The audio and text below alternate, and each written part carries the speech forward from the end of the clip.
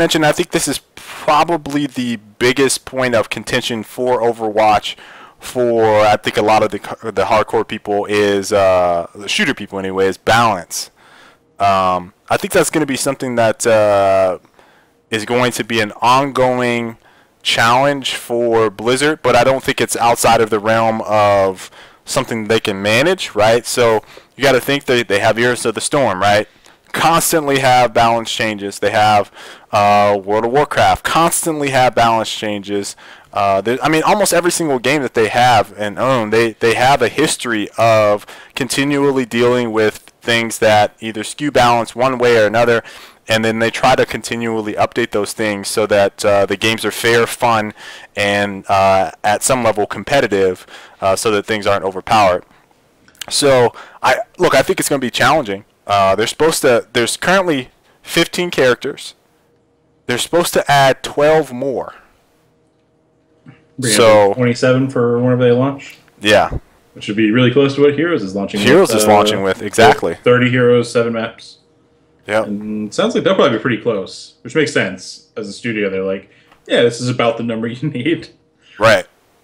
So the other thing that they mentioned that in addition to just like balancing the characters, but from a design standpoint, they had mentioned that Overwatch is kind of like the remnants of Titan in some ways, and Titan was supposed to be an MMO, probably focused heavily on PvE, assuming. And therefore, if they're porting a lot of things from Titan, then the focus there, at least from a balance standpoint, would be for PvE, not PvE. So, them having to reconfigure and kind of think about how I think abilities work in a PvP environment could be another challenge. And that's something that PC Gamer had brought up. And I felt like that's a pretty fair assessment, considering, I don't know how many of you have played PvE/PvP games. We've just all recently played one this past 8 months, right, with Destiny, right? And they have an ongoing balance, I think, issues right now, just kind of seeing how things work. And Derp had mentioned Firefall, who had tried eSports, and that's another example of a game which had like all these PvE abilities, and then like tried to make them work for PvP, and only like a few of them actually did. Yeah. Yep. So it's definitely, I think it's definitely going to be a challenge to see how some of those abilities kind of cross over, what works and what doesn't work, and what heroes actually become obsolete because none of their abilities actually mesh with how people are, playing the game in a shooter fashion versus an MMO fashion. I will say this about balance. From playing a lot of like character/hero based games recently, obviously I played Smite a bunch, Dota, League, even going to like Gotham did a little bit, Monday Night Combat a little bit would be another one. From playing all those games, I think that balance will be a bit easier than they think, just because at the end of the day, all it takes is one character being good against whatever the flavor of the month is, and you can start to see things kind of shift towards that character that's better, that counters it, and everything kind of shifts back and forth throughout the time until eventually you like start to get some balance changes. But personally, as a player, it's been cool playing those games because each update like kind of shifts around which characters you're playing, and you aren't like getting kind of a stale situation where it's like a really stalled out meta, and it's like, oh, we only play these 5 characters. So I feel like between updates and kind of a shifting meta is like everyone kind of jostles to counter each other, as well as it being offense-defense, where some are going to be better at defending, some will be better at attacking naturally. I think that like the combination of all those things will lead to things shifting around quite a bit. So this is where, you mentioned you tried to hit me with the it's a shooter thing, right? This is where I have to be like, the abilities and the whole counter picking thing, I think that's a valid argument. But when you enter a shooter environment, it's not necessarily about who has the better abilities. It's about who has the better aim, and then what's going to ultimately lead me to me shooting your head off faster than you can shoot my head off. That's how every shooter has evolved.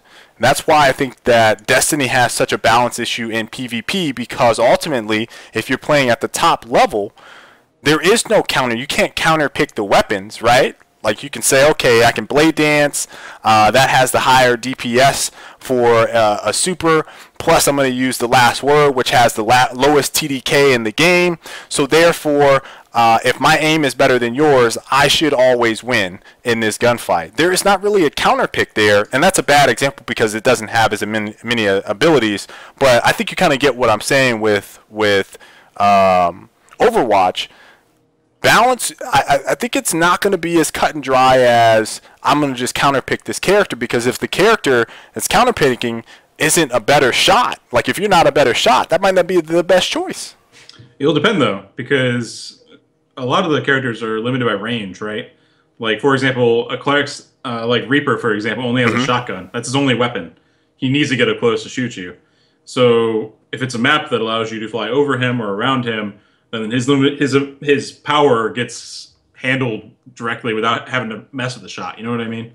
So, like, if at the end of the day a character isn't versatile enough to really leverage the fact that he's powerful, then I feel like character counter picks can become successful, especially when you consider that you can pick 6 of the same character, because they aren't restricting anything on swaps or anything like that. And you can pick it all mid-round. You know, like, you could just transition immediately from, like, 6 tanks to 6 people that are going to fly past the front lines, you know? So I think, like, the combination of that stuff will limit it a bit, because I don't think they're developing the game so that everyone's effective at all ranges or all situations. It seems like the goal is really to kind of, like, push you into certain directions with the character, and then you can kind of push it a little bit, but not crazy. Right. So, like, to me, I think counterpicking will end up being pretty powerful as far as kind of jostling to see what the team makeups are. One of the things. If you like this video, you should probably click on the one down below. That'll take you to another video. You may like it. A little bit about me. I'm a former pro player. I play PC and console, mostly shooters. I also have a gaming podcast. I do tips and tactics, live gameplays. Check out my Twitch. Also, I work in the industry. Why are you not subscribed?